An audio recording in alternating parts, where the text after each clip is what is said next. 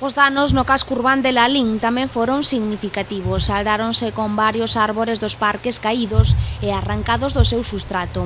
Os máis espectaculares foron o do Parque da Igrexa, onde un deles parteu pola metade caendo a parte solta sobre o parque infantil e derrubando unha farola, e o do Parque do Pontiñas que trancou o paso do acceso á piscina despois de saír toda a raíz da terra. Menos anecdóticos foron os danos que se causaron en obras e mesmo en vivendas. As obras do Regueiriño aparecían sin parte do valado e os cartéis anunciadores doblados pola metade. Algunhas das marquesinas na rúa Luís González Taboada acabaron no chan.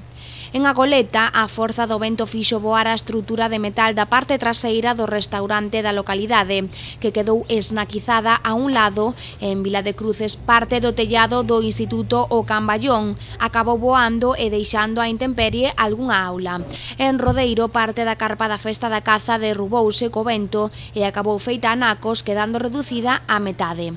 Unha vez máis, as explotacións agrarias e as casas do rural sufriron as peores consecuencias, cecais a máis importante, unha granxa en Castro de Carbra da que voeu unha parede e parte do teito, matando 2 vacas e ferindo a outras tantas.